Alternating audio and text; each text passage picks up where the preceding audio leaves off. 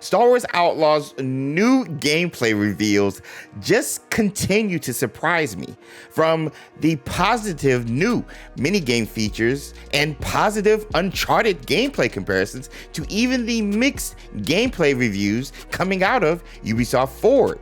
Here are 5 new Star Wars Outlaws gameplay details that might surprise you. Yo, this is your boy James over at XpectoGO, bringing you guys fun and positive gaming content.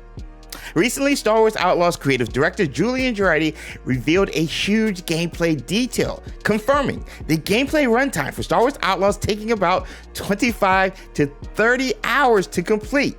Now, that 25 to 30 hour runtime is expected for those that focus on the main story, while completionists of the first open world Star Wars game, like myself, we're looking at 50 to 60 hours to complete everything in game.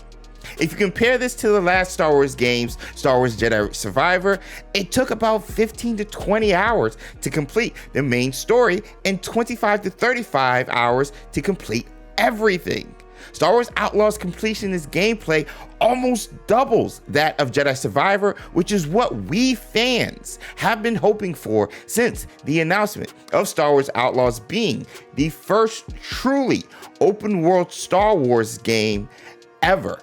And like other games in the genre, it's looking to be packed with content. But as Game Rant points out, the quality of the content within a game is far more important than how long a game is. Either way though, this gameplay detail by Star Wars Outlaws creative director gives myself and fans hope for an expansive and packed gameplay experience that's worthy of the title and universe George Lucas created. The open world of Star Wars Outlaws not only benefits the runtime, but encourages exploration, according to the aforementioned creative director Julian Girardi, saying that another motivation for exploration in Star Wars Outlaws will be by way of the experts feature.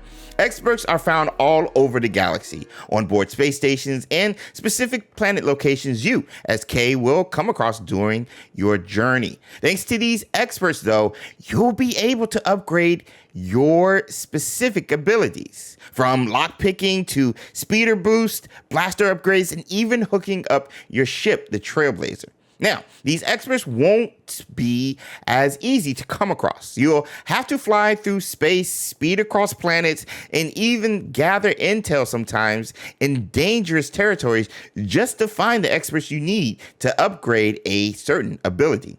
And having to do all that may seem like the developers are purposely making the game longer, adding runtime for no reason, but in all actuality, it narratively makes sense for some of these experts to be hard to find, whether they're on the run or in hiding, kind of like our scoundrel of a character, Kay Vess. This galaxy is huge, so again, it narratively makes sense to find certain authorities to help us with our abilities like experts. Adding, in my opinion, to the already sheer amount of small details that we've seen so far from Star Wars Outlaws, setting up possibly one of Star Wars' most immersive and lore-accurate games to play. Speaking of immersion, ways Star Wars Outlaws immerses the player in the galaxy far, far away is through its minigames. According to Game Rant, Star Wars Outlaws includes 2 task-specific minigames, arcade games, and a huge popular card game. Starting with the first minigame, according to the article, is a rhythm game used most often while the player is attempting to get through a locked door. A ring is rotating around in a circle while playing a rhythmic pattern that the player must press a button along to. When they match the rhythm, the task is simply complete. Game Rant says that the player should be able to breeze through it in only a few seconds, but don't be surprised if the difficulty scales up the further you're in to the game. The second mini game is when players are trying to hack some kind of computer console, and basically works as a simplified Star Wars themed version of the popular web browser word game Wordle, which I'm very excited to try out. Next up is the already confirmed and highly anticipated Sabacc game. It is a game based off of real life games like poker and even blackjack with number counting. Not only is it set up to be a minigame where you can earn credits or money in game, but Sabacc is set to have some degree of story impact as seen with the cutscene featuring my boy, Lando Calrissian. Lastly is the briefly mentioned but shown arcade and betting games featured at the very beginning and end of the Star Wars Outlaws gameplay showcase during the Ubisoft Forward event a week ago. These arcade games are based on the huge arcade games of the 70s and 80s, the same time George Lucas released the original trilogy, a nice cosmetic and aesthetic touch to the game. Heck, there's even betting, specifically betting on races mentioned later in the showcase as a mini game and option to earn credits. I love that detail. One not mentioned is betting on pod racing, a huge event on Tatooine as seen in episode 1. Now, even though pod racing isn't confirmed, I'm hoping it makes an appearance in game. What has been confirmed is the hundreds of hands-on previews coming from journalists and content creators alike covering Star Wars Outlaws, all of which played at least 2 hours of gameplay during the Ubisoft Forward event. And while mostly are positive and glowing, there were a surprising amount of disappointing reviews coming out of the hands-on previews that I honestly think you should be aware of to help set your expectations of one of my most anticipated games of 2024. And I quote, "I generally enjoyed what I played of Outlaws, but it felt like hopping around different pieces of a linear experience. My inherent worry is that the linear story focused sections of the game could clash with the open-ended exploration, creating a game that feels like two desperate halves instead of one whole," says Hayes Matson of Inverse. Jordan Ramy of GameSpot, after playing Star Wars Outlaws, says, and I quote, "Outlaws feels fairly mediocre and unmemorable. What I played feels like an amalgamation of different features and mechanics borrowed from other games that do those things better, all while masquerading as a Star Wars game without actually embodying the themes and storylines of Star Wars." The last quote is from Chris Tapsell of Eurogamer, stating, "Outlaws early gameplay feels positively ancient, not only mechanically, but in execution, and its near total lack of character, flair, invention, detail, or style. In trying to describe it, the closest comparison I can draw is with Uncharted Golden Abyss, which launched in 2011 on the PlayStation Vita." Now, keep in mind, these three and the others who played Star Wars Outlaws early only played 2 hours of a 30 to 60 hour game that's still being developed as we speak.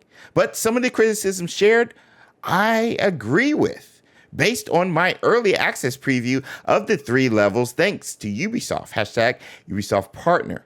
Specifically, what Hayes Matson of Inverse says about how linear the gameplay featured was. The selling point of Star Wars Outlaws is it being the first open world Star Wars game, and to not feature that at all during the preview with less than 3 months from the game's release was surprising and a little concerning. The stealth or combat lacks variety outside of Nix being awesome in every way, but being only able to punch and tase a stormtrooper, for example, during stealth, or only having a blaster for combat seems, again, a little lacking for a galaxy that has Death Stars, droids, and even the Force.